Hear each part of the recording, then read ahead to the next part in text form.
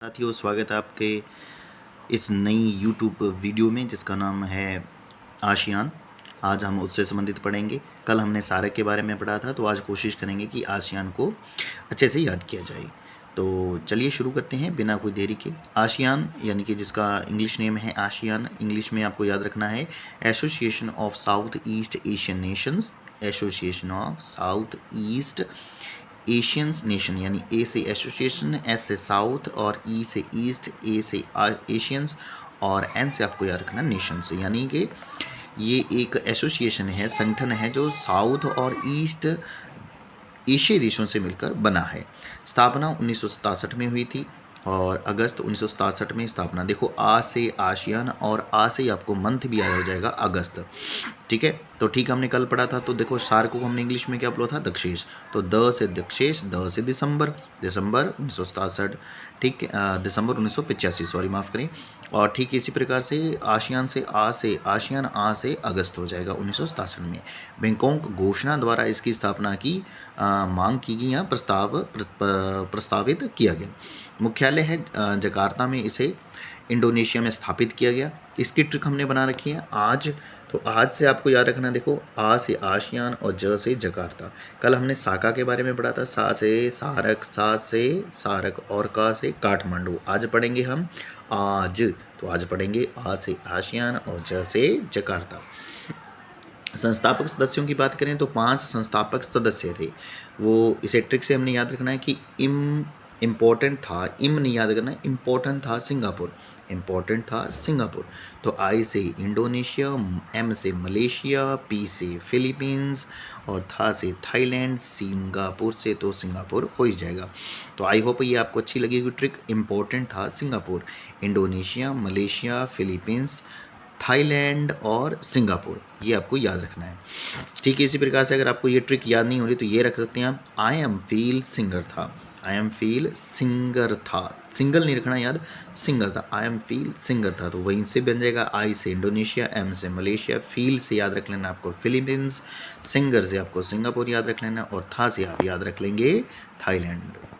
इसके सदस्य संख्या की बात करें तो कुल सदस्य संख्या है 10, जिसमें 5 जो अन्य बाद में जुड़े हैं उसके लिए हमने याद किया है ब्रेबी लामा कंबोडिया, ब्रेबी लामा कंबोडिया। तो ब्रे से याद रखना है ब्रुनेई दारुसलाम, 1984 में था इसकी सदस्यता हासिल करता है ब्रुनेई दारुसलाम। वियतनाम से आपको वी से याद हो जाएगा तो 1995 में। वियतनाम 5 अक्षरों को याद है, देखो 1995 5 में आ जाएगा।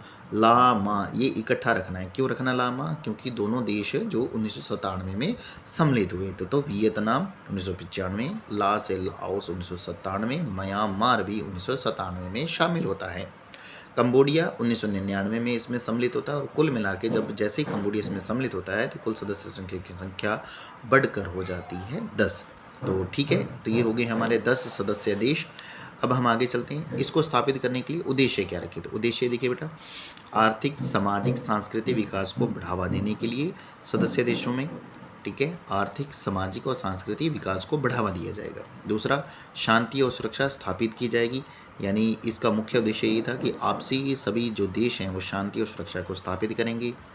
समान उद्देश्यों और लक्ष्यों वाले दूसरे क्षेत्रीय और अंतर्राष्ट्रीय संगठनों के साथ लाभप्रद और निकटतम संबंध भी स्थापित करेंगे कि जो भी देश इसमें सम्मिलित होगा वो एक समान उद्देश्य रखेगा और लक्ष्य भी आपस में मिलजुल कर प्राप्त करेंगे, ताकि क्षेत्रीय और अंतर्राष्ट्रीय संगठनों के साथ लाभप्रद और निकटतम संबंध बनाए जा सकें, यानी कायम रखे जा सकें।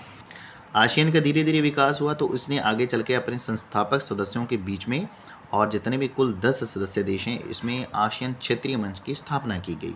यानी कि जैसे कि एक FTA होता है, फ्री ट्रेड फोरम की हम बात करें, तो उसी प्रकार से आसियान रीजनल फोरम की स्थापना की गई। तो इसकी स्थापना हुई थी 1994 में। कब हुई स्थापना, 1994 में, जिसे हम ARF के नाम से भी जानते हैं, शॉर्ट नाम में। भारत इसका सदस्य देश बनता है बेटा 1996 में। कब बना, 1996 में। और इसके बाद भारत 1996 में इसका पूर्ण वार्ता भागीदार बनता है, यानी कंप्लीट डायलॉग पार्टनर बन जाता है 1996 में। 2002 में शिखर सम्मेलन भागीदार बनता है, यानी जो इसके शिखर सम्मेलन होते हैं भारत इसका सदस्य देश बनता है। 2012 में सामरिक भागीदार सदस्य भी बनता है ये, 2012 में सामरिक भागीदार सदस्य देश बनता है। और 2017 में भी कुछ ही साल पहले 25वीं वर्षगांठ मनाएगी भारत और आसियान वार्ता भागीदार की। और इसके अलावा इसके ASEAN+3 एक क्वेश्चन आता है कई बार हमारे कॉम्पिटिटिव एग्जाम्स में और बच्चों से भी पूछ लिया जाता है NCERT से संबंधित।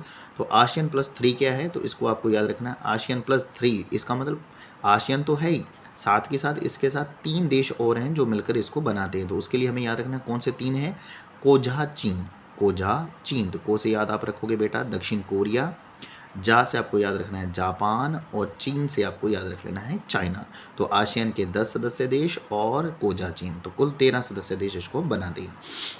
इसी प्रकार से ASEAN+6 हैं। तो अब आपको समझ आ गया होगा +6 कैसे। आसियान के 10, 3 आसियान के जो ऊपर वाले हमने पढ़े कोजा चीन के, +3 और जुड़ के ANI, इसको मैंने और याद किया ट्रिक से, कोजा चीन ANI। तो को से कोरिया यानी कि वो हमारा दक्षिण कोरिया, जा से जापान, चीन से चाइना, ए से ऑस्ट्रेलिया, एन से न्यूजीलैंड, ये एन इंग्लिश वाला आ जाएगा इसलिए आपको न्यू से समझ आ जाएगा, न्यूजीलैंड, और आई से इंडिया। तो ये कुल मिला के 6 सदस्य देश इसमें शामिल हैं, इसमें ASEAN+6 में। इसी प्रकार से एक और है ASEAN CER, closer economic relation, जो न्यूजीलैंड और ऑस्ट्रेलिया के मध्य है, और ASEAN 10 सदस्य देश इसके साथ एक गठबंधन स्थापित करते हैं। उम्मीद करते हैं आपको हमारी ट्रिक्स और हमारी वीडियो पसंद आ रही होगी। आप अपने दोस्तों के साथ शेयर करें, और कंटेंट अभी हमारा पेन और कॉपी से ही बन रहा है, और उम्मीद है कि आप हमारी मेहनत को पसंद करेंगे और अपने दोस्तों के साथ शेयर करेंगे। और अगर आप इतना याद करते हैं तो यकीनन आपके बहुत सारे कॉन्सेप्ट्स क्लियर हो जाते हैं। इसके अलावा आपको जो भी आपके पास बुक्स हैं उसमें आप इसको पढ़िए और अच्छे से याद कीजिए। धन्यवाद, मिलते हैं अगली वीडियो में, तब तक के लिए बहुत बहुत शुक्रिया।